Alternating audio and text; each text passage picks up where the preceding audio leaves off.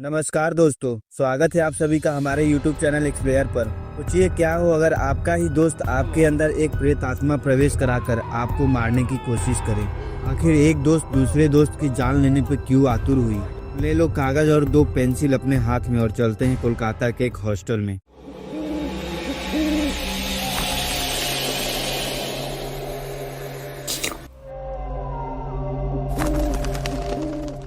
बात है 2008 की, जब बहुत ही कम लोगों के पास मोबाइल फोन हुआ करता था। तो लोग खेलने कूदने और किताबों के बड़ा शौकीन हुआ करते थे। कोलकाता के मेडिकल कॉलेज में बहुत दूर दूर से यानी कि अलग अलग स्टेट से लोग पढ़ाई करने आए थे। 4 दोस्तों का ग्रुप रहता है जो कि हॉस्टल में रहते थे, जिनका नाम सुखवीर, आनंद, आशा और अंशिका था। तो हॉस्टल में ही एक लाइब्रेरी होती है जिसमें हॉस्टल के सभी बच्चे पढ़ने के लिए जाते थे। एक रात वो एक दूसरे को चैलेंज करते हैं कि सबसे अधिक कौन जग सकता है। वे लोग लाइब्रेरी में ही रुक कर पढ़ने का प्लान बनाते हैं और उस लाइब्रेरी में बहुत ही पुरानी पुरानी किताबें रखी हुई थी। और ऐसे ही ढूंढते ढूंढते सुखबीर को एक पुरानी किताब मिली जिस पर लिखा था गर्लफ्रेंड को कैसे इम्प्रेस करें। अरे नहीं, ऐसा कुछ नहीं लिखा था। उस पर लिखा था आत्माओं से कैसे बातचीत करें। सुखबीर उसे देखते ही वापस रख देता है, लेकिन आशा कहती है मुझे इसे पढ़ना है। और आशा उस किताब को लाइब्रेरी में पढ़ने के लिए बैठ जाती है और पढ़ते पढ़ते उसे किताब में एक ब्लैंक पेज मिलता है। इसे वो खोलती है तो उस पे 4 भाग पेंसिल से किए हुए होते हैं, जिस पर 2 भाग में यस तथा 2 भाग में नो लिखा था। आशा देखते ही समझ गई कि यह चार्ली चार्ली गेम है। उसके दोस्तों के मना करने पर भी आशा नहीं मानती और अपने बॉयफ्रेंड से कहती है कि तुम तो मेरे साथ खेलोगे ना। तो सुखबीर, जो कि आशा का बॉयफ्रेंड था, उसे मजबूरन बात को मानना पड़ा। तो अंशिका बोलती है तुम दोनों ही क्यों खेलोगे, हम दोनों भी आते हैं। अंशिका को इसके बारे में नहीं पता था। वो कहती ऐसा कुछ होता ही नहीं कि कागज और पेंसिल से आत्माओं से बात किया जा सके। सभी लोग आशा के घर रात की डिनर के बाद जाने का प्लान बनाते हैं, यानी कि हॉस्टल में। उस समय दिवाली का टाइम चल रहा था तो सभी बच्चे लगभग घर ही गए थे, वहीं सब बचे थे। डिनर के बाद आशा के घर सब पहुंच जाते हैं और कॉफी वगैरह पीते हैं और कुछ बातचीत करते हैं। हॉस्टल के सबसे बड़े रूम में दरवाजा अंदर से लॉक करके चारों एक दूसरे के आमने सामने बैठ जाते हैं और बीच में वो कागज का टुकड़ा और 2 पेंसिल जो कि 90 डिग्री पर होती है। चारों एक दूसरे का हाथ पकड़ लेते हैं। सभी लोग गेम के लिए एक दूसरे का हाथ अच्छे से पकड़कर बोलते हैं Charlie Charlie can you come out to play. इसी बात को 3 बार बोलना था। 3 बार बोलने से आत्मा आ जाती है। इस गेम में आप अपने सवालों के जवाब यस या नो में जान सकते हैं। यदि पेंसिल की नोक यस की ओर जाती है तो यानी कि यस, यदि नो पर जाती है तो यानी कि नो।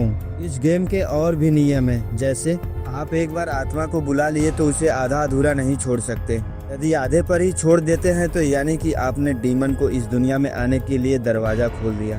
कभी कभी अच्छी आत्माएं आ जाती हैं जो कि बहुत ही अच्छे से पेश आती हैं, लेकिन कभी कभी बुरी आत्माएं भी आ जाती हैं जिन्हें वापस भेजना मुश्किल सा हो जाता है, या तो झाड़ फूक की जरूरत पड़ती है। तो जैसे ही आशा ने यह बात बोली Charlie Charlie come out to play, पहली बार में तो कोई आत्मा नहीं आई, लेकिन अंशिका ने अपने हाथ दोनों साइड से छोड़ दिए और यही थी उन दोस्तों की सबसे बड़ी भूल। अंशिका बोलती है ऐसे में कोई नहीं आने वाला, पर मैं बोलती हूँ। और जैसे अंशिका बोलती है Charlie Charlie are you there, वैसे ही पेंसिल यस की ओर घूम जाती है और अचानक सब घबरा जाते हैं और सभी लोग एक दूसरे का हाथ छोड़ देते हैं। तभी अचानक घर की लाइट चली जाती है, पूरा घर अंधेरे में चला जाता है। अभी अचानक आनंद के पीछे से कोई आत्मा तेजी से निकलती है। आनंद का शरीर टूटने लगता है और वो बेहोश हो जाता है। सभी लोग बिल्कुल शांत सा पड़ जाते हैं।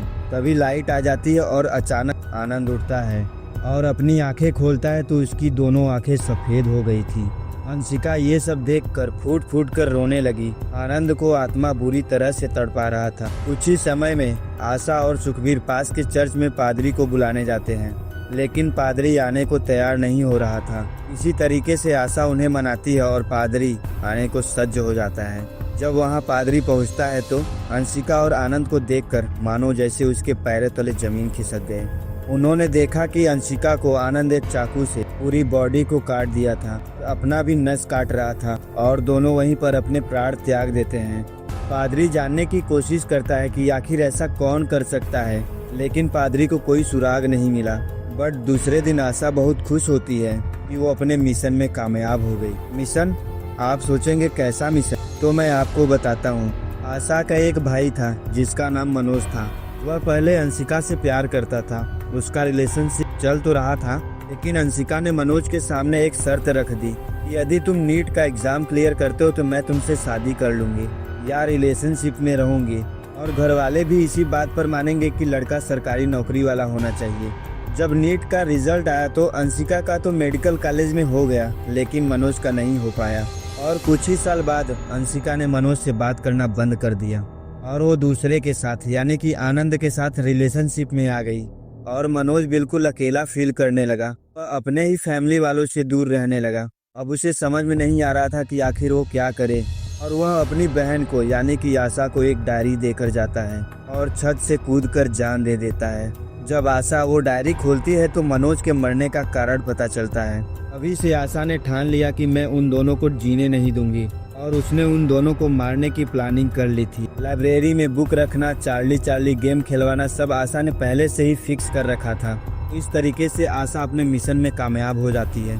थोड़ा कंक्लूजन पर नज़र डाल लेते हैं। यदि आप रिलेशनशिप में हैं तो आप ऐसे किसी को छोड़कर ना जाइए, वरना उसका परिणाम बहुत ही भयानक हो सकता है। तो दोस्तों, कैसा लगा वीडियो कमेंट करके ज़रूर बताइएगा।